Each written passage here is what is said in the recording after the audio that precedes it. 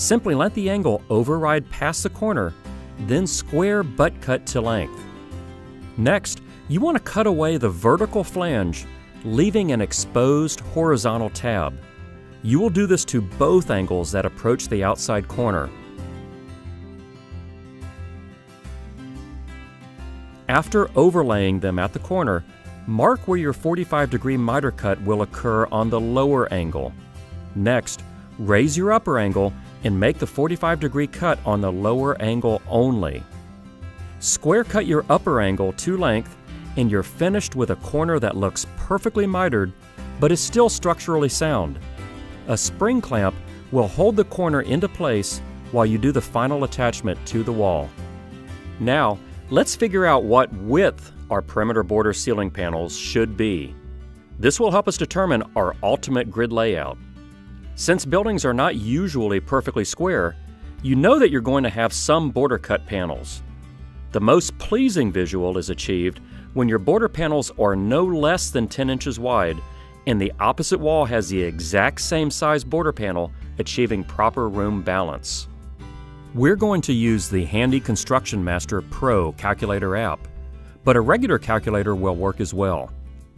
If our room is 28 feet 9 inches wide, let's figure on installing 26 feet of full-size 2x2 ceiling panels. That leaves 2 feet 9 inches of panels for our borders, which when divided by 2 leaves us with 1 foot 4.5 inches or 16.5 inch border panels down each side. Small sliver 4.5 inch border panels would not look good, but these 16.5 inch border panels will look great and achieve proper room balance. Now, let's figure our borders for the remaining 2 sides. If the length of our room is 68 feet 8 inches, let's use 66 of that total for our full-size panels and split the difference between our remaining 2 foot 8 inches. Divided by 2, that leaves us 1 foot 4 or 16 inch border panels down these other 2 opposing sides. To ensure that our grid installation is nice and square, it's important to install 2 perpendicular dry line or control line strings to serve as a perfectly square benchmark to install our grid off of. We will run our first dry line down the length of the building. We already know that the border panels here will be 16.5 inches. Let's add 24 for the width of a full-size panel. This will be 40.5 inches and place our dry line dead center, running parallel with our first main runner. We really need that dry line to be just touching the outside edge of this main runner. So after adding a 1/2 inch for a 15/16 inch main runner, this places our dry line at 41 inches off the long wall. The second dry line will run the width or shorter dimension and will line up with the center of the first full-size tile. With 16-inch borders along the short wall, plus half of a full-size 24-inch tile, which is 12 inches, we are left with this dry line located 28 inches off the short wall. Now, with our dry lines up representing our first main runner placement, we are ready to install our 4-foot on center 12-gauge hanger wires. Without the dry lines, it's difficult to know where to install our first run of hanger wires. Here, we are tying wires to the eye-lag screws, but you may be shooting wires with a Hilti gun into concrete deck. After your first run of wires, simply move over 4 feet and install your second run, and so forth. Tying wires is easy, provided you leave a long tail that you can bend up into a handle for easy wrapping, 3 wraps in 3 inches. Use of wire cutters can also aid in tying as well as shown here. Again, you want to get at least 3 full wire wraps within 3 inches to meet code. It's important that your wires drop plumb or vertical. They should always be within 1 6 of plumb. This means that for every inch a wire is moved to the right or left of plumb, there should be at least 6 inches of vertical wire drop. For example, if you move a wire 2 inches out of plumb, you must have at least 12 inches of vertical drop. If it is not possible to achieve a 1 6 wire drop, then you must countersplay an additional equally sloped wire in the opposing direction to maintain symmetry. As we install our main runners level with the wall angle, we will ultimately block our laser's horizontal line with the main runner's placement. That's easy to fix. Just lower your laser 3 inches and level by attaching your magnetic reflector card to the bottom of your grid as you install and level it. Our first main runner will install parallel to the first long dry line, keeping the dry line on the outside edge of the main. It's always important to have a wire in close proximity to the end of a main runner. Counting back from where we want our first main runner to end, it will be 8 feet plus 1 foot for a total of 9 feet back to the dry line intersection. Here we are putting a tape at our last wire location for the main runner splice, which will be your strongest install. We are measuring back 9 feet and marking the route hole that our perpendicular dry line intersection will pass under. From this dry line intersecting location that we marked, we will measure back 28 inches, which represents from the wall to the dry line intersection. Here we will cut the main. This is important. We will repeat measuring from the dry line to the wall for each 4-foot on center starting main runner that we install. After that, mains will continue on as full-size main runners that always end within 3 inches of a hanger wire location. Notice here how our perfectly measured main runner has a hanger wire hole within 3 inches of the main beam splice. If you are hanging mains that have a fire expansion notch, like 8300 or 7400 mains, you must add an additional wire within 3 inches of either side of the expansion notch.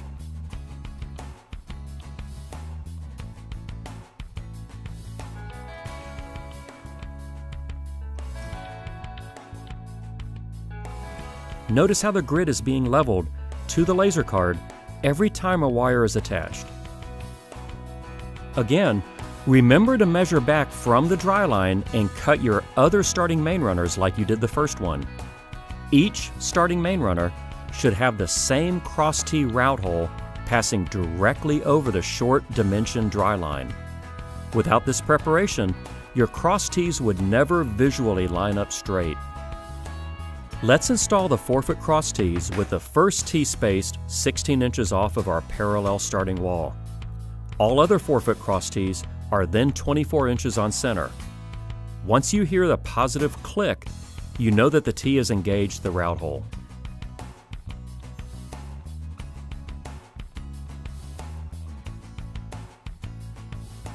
When it's time to cut a 4-foot cross T that runs perpendicular into the long wall, butt the white flange of the T to the outside edge of the wall angle, then mark and cut the cross T to the outside edge of the parallel main runner, where the dry line is also located.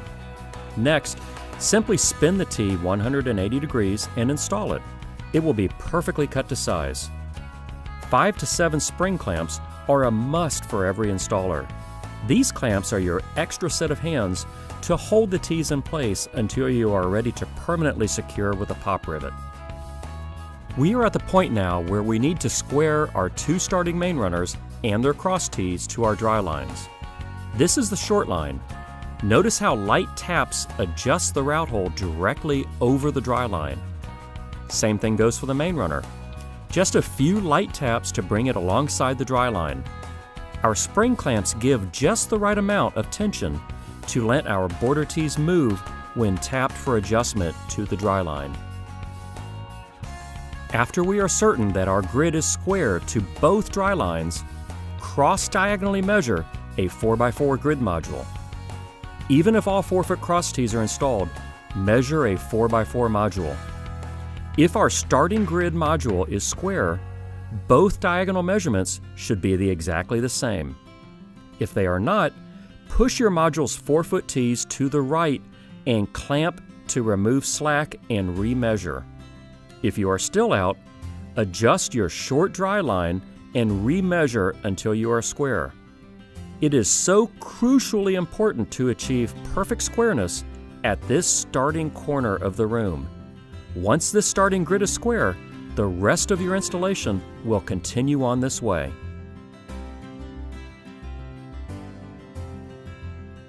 Now that you're a square, let's permanently keep it that way by pop riveting our grid to the wall angle on these two perpendicular starting walls. You may still have some cross tees to install, so do this now. When stabbing a cross tee into the route hole, always stab to the right of an opposing cross tee. While finishing your tees and your pop rivets, constantly readjust to the dry line if needed, because when you're finished with this starting corner and it's square, the rest of your job is virtually guaranteed to be square. Do the harder detail work in the beginning corner to guarantee the rest of the installation continues on smoothly.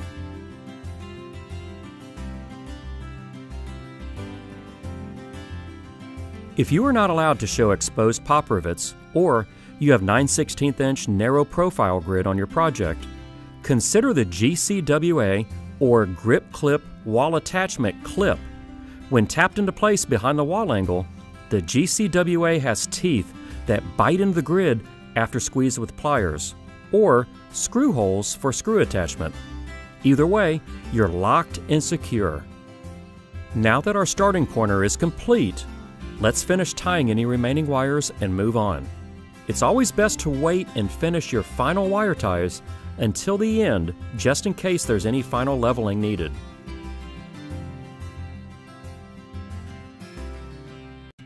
Since we're talking wires here, this little accessory is a great one to have as well. If you need to splice new wires into older existing wires, like on a renovation project, or you simply need to fabricate a 20-foot wire, the WS12 is the way to go.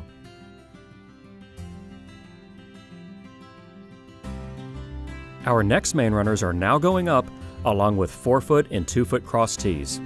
All that's needed is some leveling to each main with our laser level.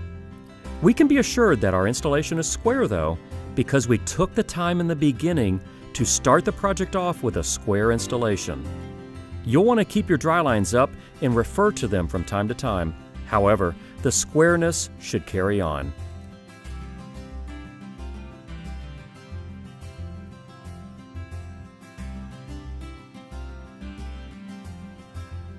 When it comes time to splice two 12-foot main runners end to end, simply stab to the right of the opposing main runner. When you hear a click, your connection is tight and locked with over 300 pounds of pull-out resistance. How do you take main runners apart? It's real easy. Just grab the slotted screwdriver and bend your pocket tabs on either side of the main out 90 degrees. When you are ready to splice them back together, simply bend the tabs back into place and stab them together again for the same tight connection as before. Our grid installation is really starting to take shape, with mains and tees expanding exponentially in two directions. We talked about the strength of the main splice and its removability, but what about the cross tees? Well, once engaged tee to tee, it will take 300 pounds to pull them apart. How do you disengage cross tees? With a flathead screwdriver, depress the cross tees' outward locking tabs on both sides of an intersection. With two hands, rotate the main beam away from you. Then, disengage the cross tee you are trying to remove upward. Here's a real-life example. Here we are pushing the locking tabs on both sides. Now comes the rotation of the main runner. Before reinstalling, just bend the locking tab back out at a 45-degree angle. Our main runners have come to the end of our 68-foot building run. How do we accurately cut a main runner to size at the opposing wall? Just butt the end of the main to the wall upside down. Then cut back as far as the pocket tab on the main runner above you. Next, rotate your cut main 180 degrees and reinstall. Okay, we've reviewed dry line and hanger wire installation, then main runner installation, followed by 4-foot and 2-foot cross tee installation. Let's talk about light fixture layouts. The architectural plans had our 2x4 lights running north and south on the plans, which means we were supporting the 2-foot ends of the fixtures on the main runners, which is as it should be. What if light fixture direction changes within a room after the grid has been installed? This would only place one side of the light fixture on a main instead of the required 2 sides. In this case, a 4-foot cross T must bridge perpendicularly the other 2 4-foot cross Ts. These bridging cross Ts must now act as main runners and have the same carrying capability as the main runner. Refer to your grid's data page to determine which 4-foot cross T matches your main runner's load carrying capacity for bridge T installations. Here we are installing a 4-foot cross T to create our 4-foot module. This 4-foot bridging T must match the other 2 perpendicular 4-foot Ts in main beam carrying capacity. We are followed by a single 2-foot cross T to create our 2x2 ceiling panel openings. Here you see the wire-supported main on the left and the bridging T on the right. Let's talk about staggered or off-module grid installations. When installing a light fixture with unopposed cross Ts, or the newly popular staggered module installations, you need to lock unopposed Ts into place. For this, use the STAC clip, which takes the place of an opposing cross T while securing the single T tight in the module. A pop rivet holds the module and T tight in even seismic areas. If you're having to install custom-sized Ts or modules where a cross T route hole does not exist, cut the tabs off your T or use a scrap piece of main runner and rest it up in the module where you need it to be. After clamping in place, use a GC3W or grip clip 3-way. This handy clip allows placement of a fabricated T where a cross T route hole does not exist. It can either be secured by activating the locking barbs with pliers or screws in a screw gun. Either way, your job fabricated T is secure and ready to receive a light fixture or air diffuser.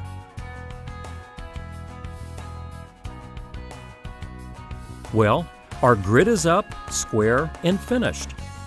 Let's spend a few minutes on ceilings, specifically cutting border panels. For a square edge border panel, butt your tape to the wall and measure to the inside edge of the grid for your measurement. Dragging the end of your tape along the face of the panel is a great way to transfer your measurement before cutting. It should take 2 to 3 cuts with a utility knife to make it through your panel.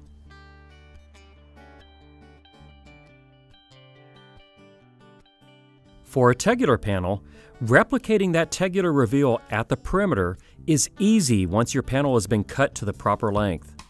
Just drag your knife along the panel using the wall angle as a guide. Remove the panel and cut down through the face just the depth of the reveal, about 5/16 of an inch. Next, back cut along the edge the same depth to remove that corner piece. Then reinstall and see your perfect custom cut reveal. If you have to cut circular cutouts for can lights or sprinkler heads, with a tape, mark the center of your cut location. Next, use a compass to scribe and outline your circular cut on the face of your panel.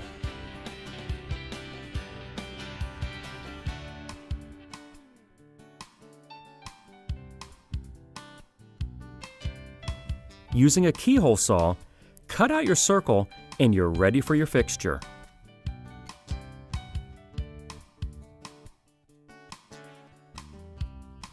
Finally, upon completion, if you notice any paw prints left over from installing, a dry chemical eraser does a great job erasing those little smudges from the face of your panels. If you have a blemish that's a little bit more severe, Supercoat Sealing Touch-Up Paint is available from your local distributor for touching up those deeper gouges, etc.